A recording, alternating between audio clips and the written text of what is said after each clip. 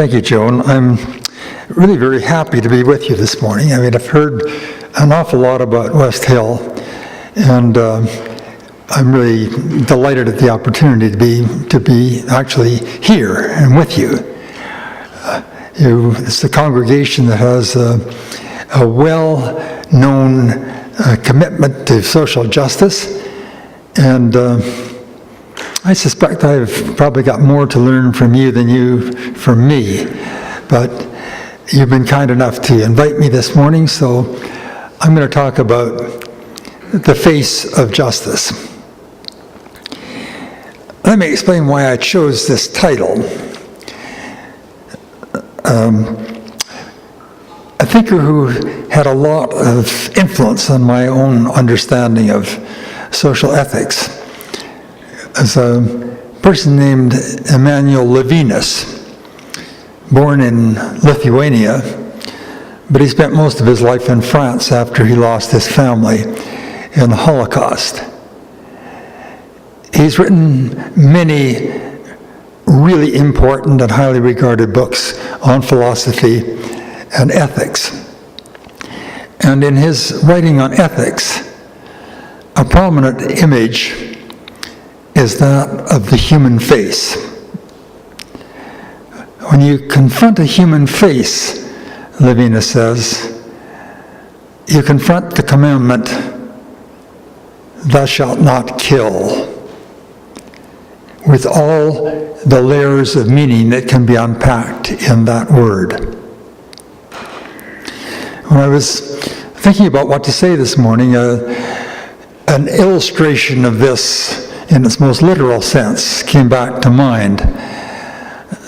A story told by my wife's grandfather of a moment he experienced during the First World War. He was confronted with a just captured German, a prisoner. His commanding officer immediately said, and wrongly said, "Shoot him." So he pulled the trigger, but the face haunted him for the rest of his life. Now that's a singular story, and we live in a world where vast populations that we've never met are suffering. We live in a world of huge corporations, and it's a nice irony, isn't it, that for legal purposes, corporations are treated as persons. We live in a world of unmanned missiles, drones, that are guided from a command center sometimes thousands of miles away from a chosen target. And how far removed from the human face can you get?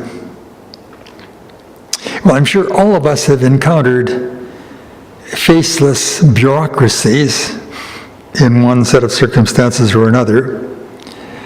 Bureaucracies governed by rules that can't take into account the particular circumstances, the particular needs of particular persons. The human face is missing in these situations. The face of the bureaucrat and the face of the person with whom the bureaucrat is dealing, sometimes from a remote office. Well, you know what I'm talking about. The face of justice is missing in these situations. And no group is more vulnerable in this respect than refugees. I'll come back to this later. When I suggested this title for my talk, John DePede encouraged me to talk about the policies and practices of our refugee system. So I thought I'd begin this morning with a brief overview, a brief historical overview of Canada's immigration and policies and practices, and then say something about how I regard the current situation. Canada has a mixed record in responding to immigrants and refugees. Random examples.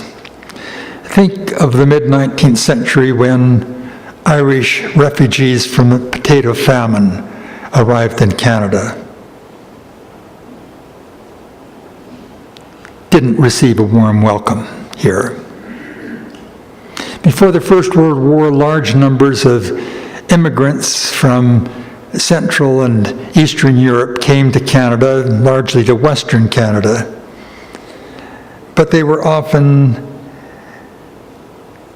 regarded as second-class citizens and described in unflattering terms like bohunks. And in 1939, when a shipload of 1,000 Jewish refugees came into our waters, they were sent back to Germany, where they eventually faced death in the camps. And toward the end of the Second World War, a senior Canadian immigration officer, whose name was Blair, was asked after the war, how many Jewish refugees should Canada accept? His famous, infamous response was, none is too many. That's the title of a book on this issue by the historians Harold Roper and Irving Abella. That's the dark stuff in our history. But after the war, Canada did accept many refugees and displaced persons from Europe. Canada signed on to the Geneva Convention, which obligated this country to give refuge to anyone fleeing persecution for reasons of race, religion, political affiliation, or membership in a particular group. Thousands came to Canada under that protection. And in 1956, Canada accepted refugees from Hungary after the uprising against the communist regime in that country. And in 1968, from Czechoslovakia, when the Soviet tanks rolled into Prague. And in the 1970s, some 60,000 Vietnamese boat people were welcomed into Canada. I mean, there were dissenting voices, but by and large, Canadians were proud of what we were doing. Those were the glory days in Canada's refugee history. A time of open doors, welcoming the stranger. By the 1980s, refugees were coming to Canada from all parts of the world, and it was a heavy burden on immigration officials who often didn't really understand who these people were to make judgments determining their fate. And so in 1985, the Supreme Court of Canada passed a landmark decision, the Singh decision, which said that any refugee arriving in Canada was entitled to protection under the Charter, which meant in effect that every refugee coming to Canada was entitled to due process, that no longer was it acceptable to have an immigration official make an arbitrary judgment. Well, that decision led to the establishment in the late 1980s of the Immigration and Refugee Board, the IRB as it's called, a quasi-judicial body independent of the Department of Immigration. Each IRB panel was made up of 2 persons initially. And if one of those 2 said a refugee claimant was a refugee, that carried the day. But what happened if a mistake were made? There could be poor legal representation. There could be faulty translation, which would lead to a fundamental mistake in judgment.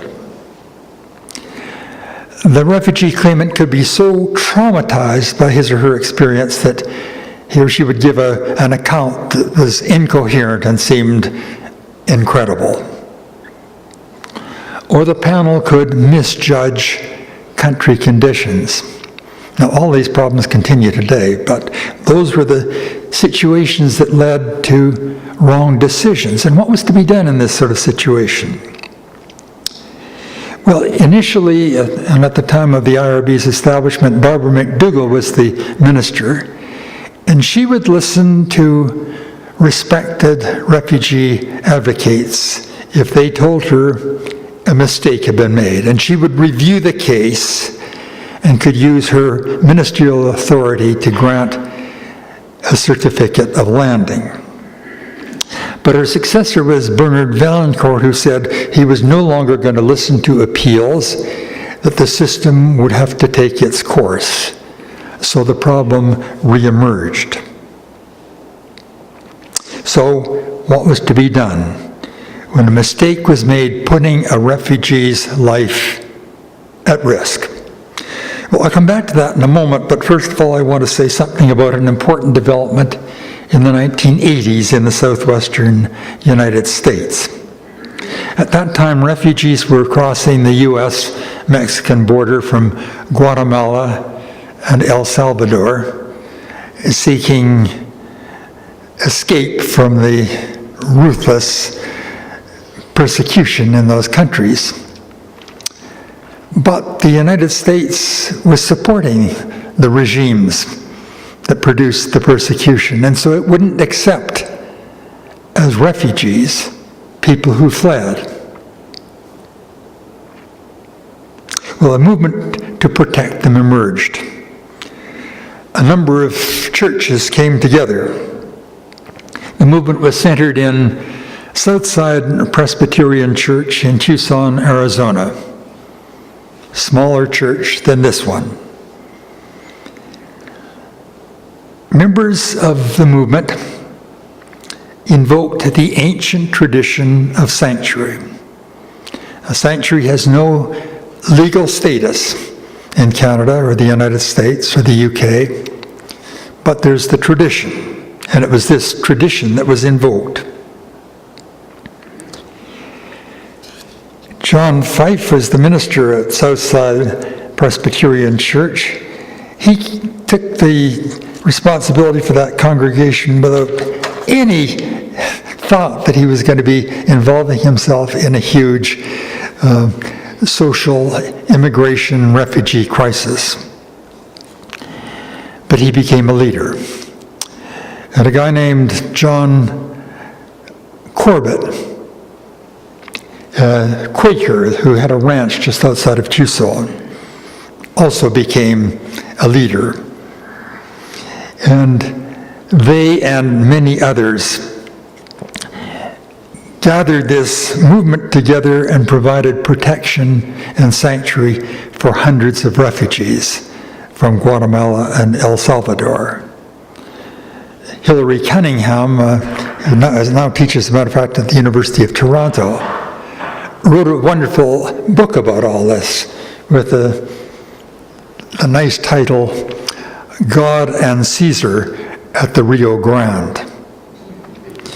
Well, the movement spread to Los Angeles, up to Chicago. The governor of New Mexico endorsed it. There was even an underground railway reaching up into Canada. But eventually, U.S. government agents infiltrated the movement. A pretty unsavory group, as a matter of fact. The people that the U.S. government chose were pretty much close to being thugs. They infiltrated the movement. And eventually charges of people smuggling were laid. 11 people were charged, including John Fife. They were convicted. but they were given suspended sentences.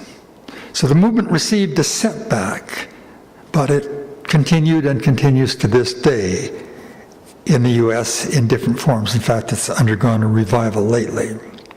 Okay, now back to the Canadian scene in the early 90s. Because, as I said, mistakes were made by the IRB, a number of groups came together and formed the Southern Ontario Sanctuary Coalition, a group that was then supporting refugees called Vigil, Amnesty International, Society of Friends, it was then called the Toronto Centre for Torture Victims, Romero House, and others. We selected 23 cases that we thought were clear-cut, solid cases. And at a press conference held on May the 21st, 1992, at the Church of the Holy Trinity in downtown Toronto, the coalition made a commitment not to abandon these refugees. It was a long story after that, and I won't go into it. A long story and a long struggle, but eventually 16 of these cases, and often they were families, 4 or 6 people, were given landed status and became Canadian citizens. And through the 90s and into this century, the sanctuary was provided in churches across Canada from Vancouver to Newfoundland. A majority of these cases were, in fact, resolved positively, including that of Miharet, who received sanctuary in this church. You may know or you may not know that she's now the pastor of an evangelical Ethiopian church, and she's pursuing full-time studies at York University in sociology. When I talked to her a couple of weeks ago, she was in the process of organizing a charitable non-profit corporation to provide support for victims of AIDS, people unemployed, for women in southern Ethiopia, where she came from. I mean, she's a remarkable young woman. And this congregation made it possible for her to stay in Canada. And she has flourished, and we are all benefiting from her presence. As Joan Gracie knows, and Steve, the Sanctuary Coalition has brought together on different occasions people, sometimes from Ontario, but on one occasion people from right across the country who've offered sanctuary, to compare their stories and to share their findings. In every case of sanctuary, a congregation has taken action after meeting face to face with a refugee or a refugee family. It's this face-to-face meeting that's crucial. I mean, we've talked to a number of congregations about the possibility of offering sanctuary, but it tends to be a kind of an abstract discussion, a general discussion. It's interesting, but not very productive. It's when a congregation actually confronts a person or a family whose lives are at risk that action takes place. And of course, not every case is airtight, as Heather MacDonald in that piece that was read, and she was been a participant in our sanctuary gatherings from across the country. Not every case is airtight. We're fallible human beings and mistakes get made. But the story of sanctuary here in Canada and in the US and in Europe is a story of witness on behalf of justice. Justice for individual human beings. It's always grounded on religious and ethical bases. Among the biblical sources, the book of Deuteronomy gives instructions to the people of Israel to treat strangers with respect, to treat them with justice. In the words of Jesus in the famous parable of the Last Judgment, quoted in the book of Matthew, ring clear. I was a stranger, and you welcomed me. A few years ago, the minority conservative government introduced legislation to reform the refugee system in this country. Now, most people agreed that some of the refugee determination procedures were unduly lengthy, but the government had more than that on its agenda. What it proposed seriously compromised the principle of fairness. Because it was a minority government at that time, it was forced to modify its proposals in response to criticism from the opposition and from refugee advocates. It made a deal. It would introduce an appeal system, something we've been asking for 2 decades, to correct mistakes made by the Immigration and Refugee Board. It would introduce an appeal system, but it would reduce panels from 2 to 1. Well, what happened? It reduced the panels from 2 to 1, but it never implemented the appeal system. And later, when a conservative majority government was elected, more draconian legislation was introduced. The doors were closing. Under the new legislation, the Immigration and Refugee Board is now made up of officials from the Immigration Department and Border Security. And there is an appeal division, but it's very limited, it's very restricted. Access to it is very restricted, and it's made up of some members of the old IRB who have less than stellar reputations. One person, whose name is McSweeney, in his last year as a member of the IRB, rejected every single case that came before him.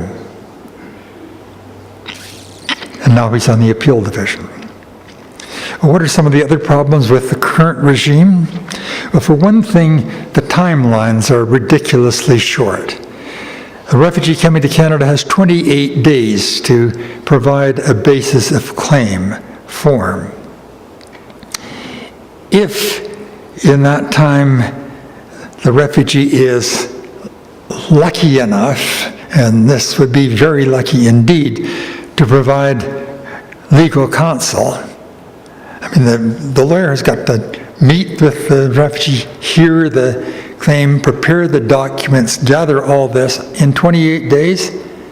Well, if you've dealt with lawyers, you know that 28 days is hardly the beginning of a conversation. Well, refugees who know nothing about Canada's system need good legal counsel, but it is extremely difficult to get under the new regime. Secondly, if you happen to come from a country that's designated as a safe country, Hungary, for instance, a Roma coming from Hungary, no appeal is possible, just it's not permitted under the law. Human rights are on the books in Hungary, but they're widely ignored in the case of Roma. Same is true of Mexico. You may come from an area in Mexico where the gangs are ruling and where human rights are a joke, but you're coming from a democratic country with human rights legislation, and besides, Canada has important trade relations with Mexico. Think about that.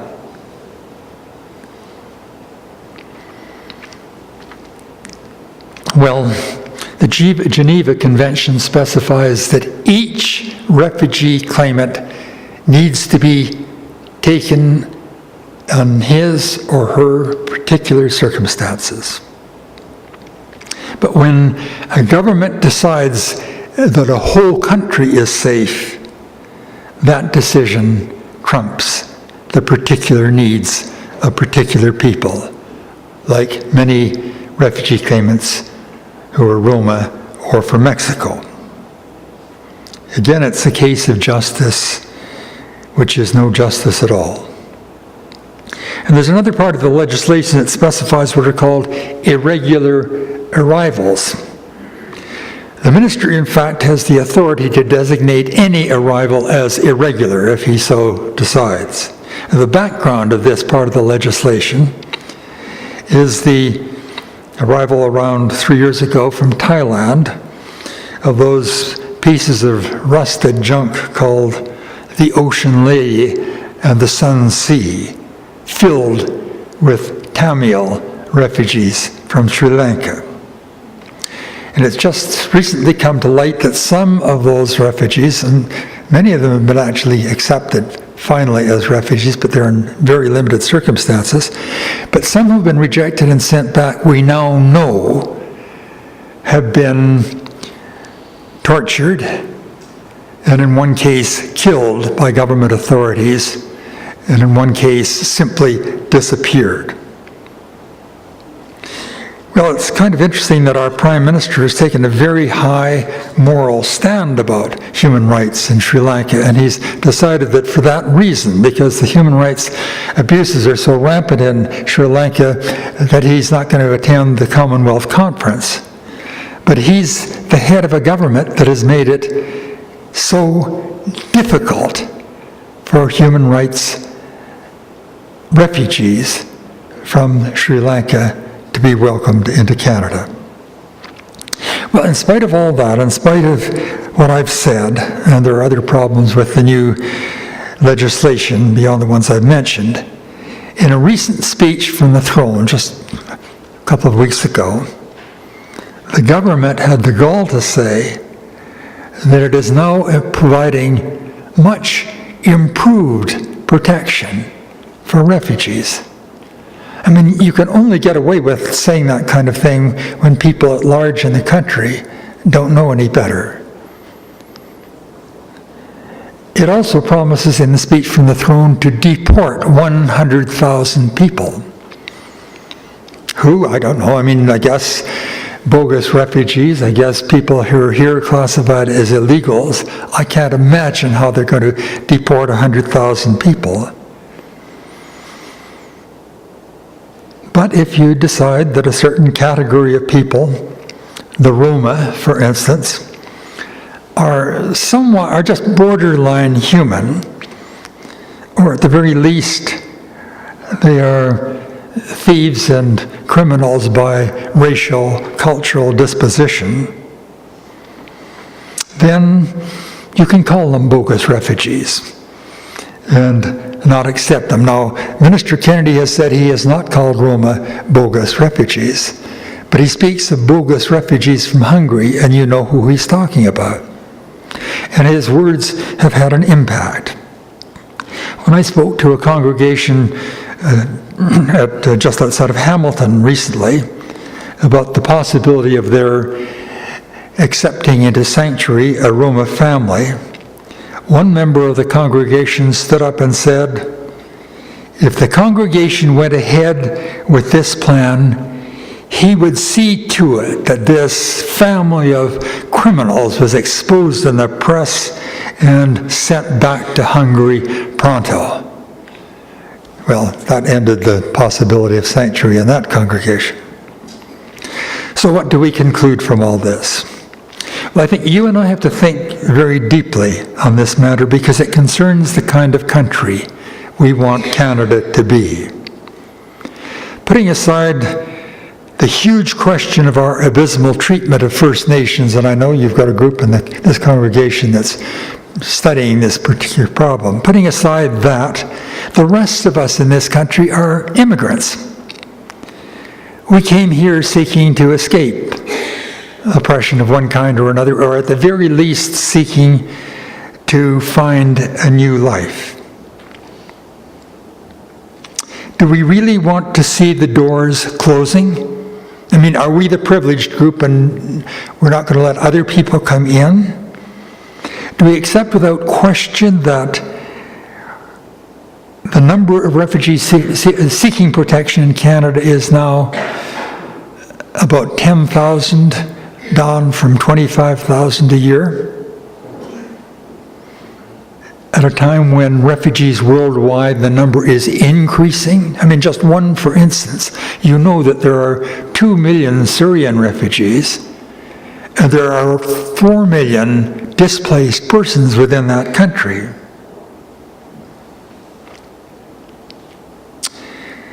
And it's now the case that refugee hearings, even those who managed to get to this country, have become adversarial in nature. When the IRB was established, the idea was to provide an opportunity for a refugee claimant to tell his or her story, for there to be a consideration of all the facts, and then a judgment to be made.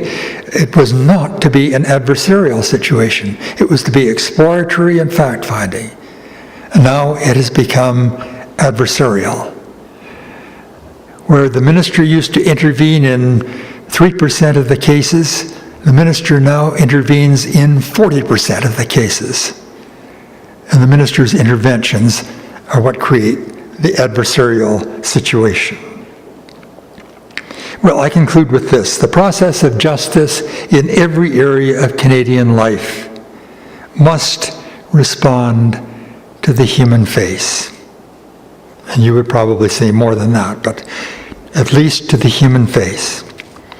And to repeat what I said earlier, no one is more vulnerable in this process than the stranger who comes to our doors seeking protection. What is our response? I mean, what is our responsibility in this situation? Question for all of us.